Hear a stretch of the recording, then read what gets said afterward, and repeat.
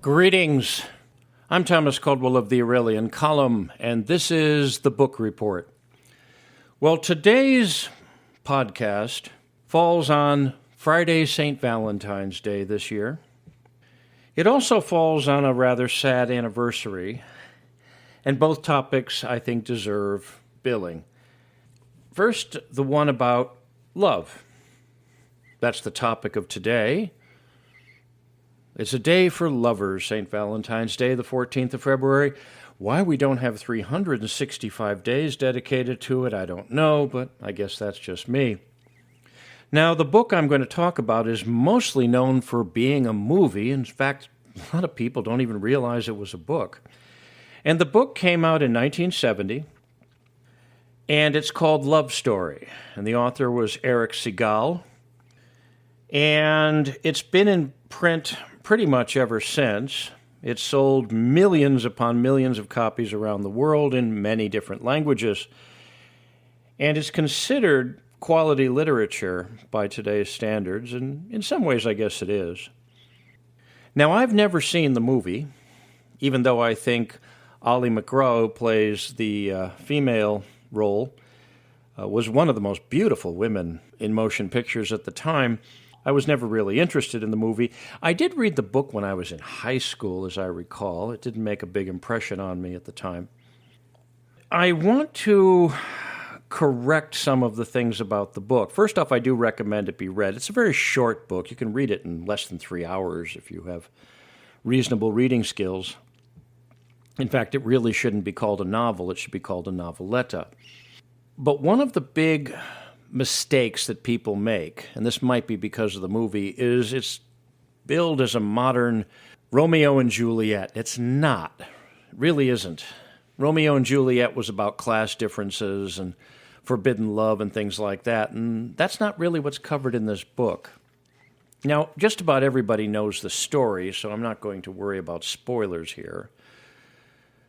But I'm going to go into one of the big misconceptions. Yes, Oliver, he comes from a very rich, powerful, wealthy family, and Jenny, well, she comes from a poor Italian one. The father's a baker. But that was never really the issue with Oliver's father. He didn't say she couldn't be his wife. She said, you should wait until you get out of law school and give it some time to see that it's the real thing. He never forbade his son from getting married to her for reasons of class. He did it out of reasons of common sense. In rereading this book, I was amazed to find out how totally unsympathetic Oliver is. You go from wanting to shake his collar, to slap his face, to punch his nose, to shatter his skull with a sawed-off baseball bat. And if you're a man who considers himself a man, it would progress a bit further along to stuff that would be more at home with the Spanish Inquisition. I won't go into that here. But he becomes an extremely unsympathetic character. The father is very sympathetic, in my view, and Jenny, oh, wow, what a wonderful, wonderful woman.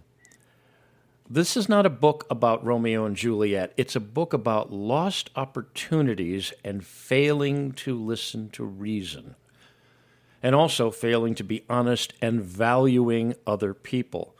And everybody in this book, except Jenny, is guilty of it. Now, this book is also a window into another time in American history. Not everything going on in the 1960s was about hippies and free love and drugs and rock and roll.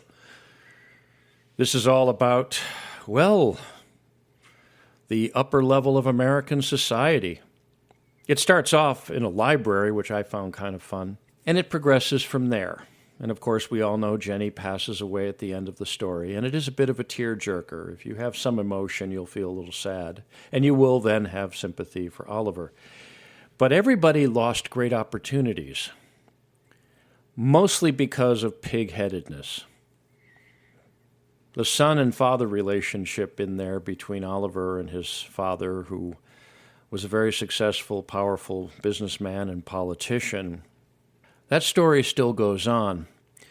But this is also about a time in American history when the boomer generation, and I don't consider myself part of that generation because I was born really at the end of it, but those that thought they knew better than their elders. So I have a very different spin on this book than what most people think. And again, people think, oh, it's Romeo and Juliet. No, it's not. But it does have some valuable lessons.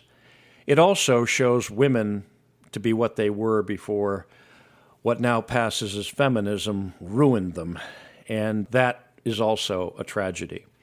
So it's a tragic book, but it also shows how powerful love can be and what it can overcome and why people and family are so valuable and so precious.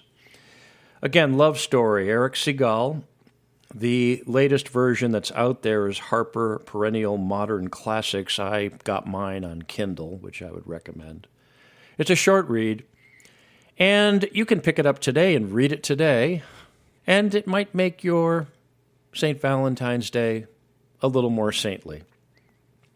Now, sadly, I have to counter this topic with another rather tragic one, except tragic by 250,000 times, and that is about today being the 80th anniversary of the 3-day destruction of the German city of Dresden by Allied bombing during the Second World War, near the end of the Second World War.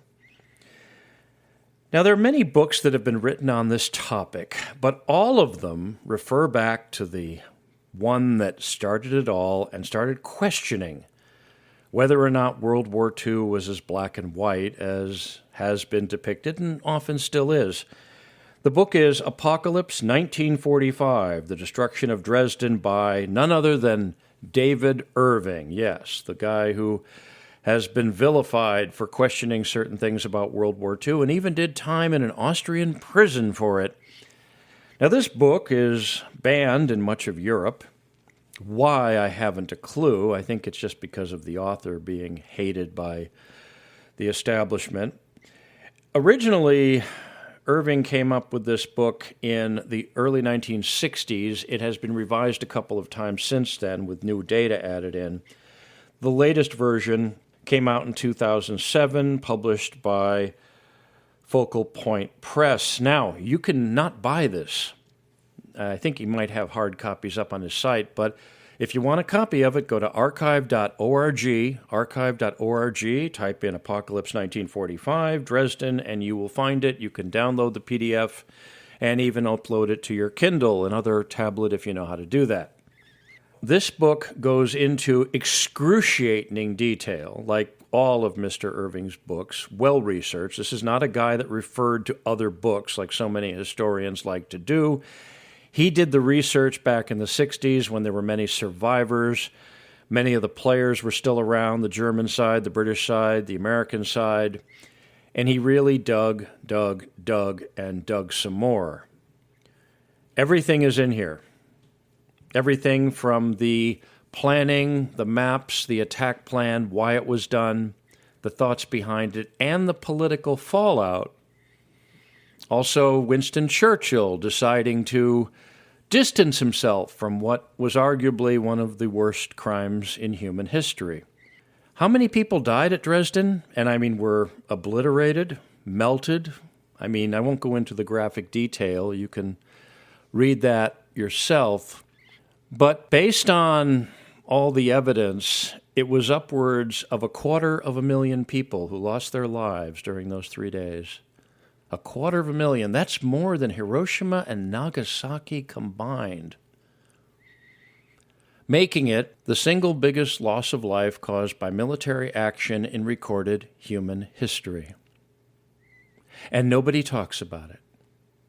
Nobody examines it. Was it needed? Absolutely not. The war was just about over. The city was overcrowded with refugees, which is why so many people died. World War II was not a black and white affair. World War II was a very, very messy, nasty, horrifying thing that had no good guys and no bad guys at the end of the day. That's why it's important to study it honestly. And that's what David Irving has dedicated his life to. And he has paid a heavy price for it. Now, I'm very happy to say that I've noticed a lot of his books in Kindle form are now available up on Amazon and elsewhere. So maybe people are beginning to rethink the way he was treated. All that aside, this book came out and was well regarded until the establishment started to go after him. So forget about all those other books about Dresden that just build on this work. Go back to the source. This is it. You see, what determines the civilization's greatness is not embracing its strengths and its good deeds, but its weaknesses and its bad deeds. And we have to look at that. Dresden was a cultural treasure of Western civilization. And in spite of it being pretty well rebuilt after World War II, it is never going to be what it was. You know what I find really amazing, though, is why Europeans and people of European, especially German descent, did this to themselves. Do you know that when the atomic bomb was built, the Americans seriously thought of dropping it on the Japanese city of Kyoto, which had no military bearing on anything? It was dismissed because it would have been cultural genocide, vetoed by everybody in the government. Nope, we're not going to drop it on Kyoto. That would have been too cruel to the Japanese. It's interesting how Europeans of German descent did this to themselves. I've never figured that out. Maybe someone can enlighten me someday. Again, the book to read, especially today, it's a bit thick and it's not something you can get through in a single sitting. Irving is very big on the facts and the statistics, the footnotes, and all the other good things that make a quality, solid work worth reading and worth spending time on. Apocalypse 1945, The Destruction of Dresden, David Irving, originally published by Focal Point Publications in 2007. I think that was the revised edition. It's been revised a couple of times. And you can download it for free at archive.org. You can also get it used on Amazon. A few people have it there. And you might be able to get it up on his website, which is still functioning, last I heard. So there you have it, 2 books about love, tragedy, and the value of human life, and also embracing your strengths and accepting your weaknesses. That's it for today. If you appreciate my work, please like, subscribe, share with your friends, share with your enemies, and today, share with people you care about. Paid subscriptions are greatly appreciated, as are donations. There is currently a fundraiser for new equipment to move things along with this little endeavor. I can be reached at feedback@aureliancolumn.com. That's feedback@aureliancolumn.com. I'm up on X. You can reach me there at MICCAMPEN. That's MICCAMPEN. This podcast originates at Substack. The address there is aureliancolumn.substack.com. Until we meet again, be good, be safe, be vigilant, and remember, never judge a book by its movie. Good day.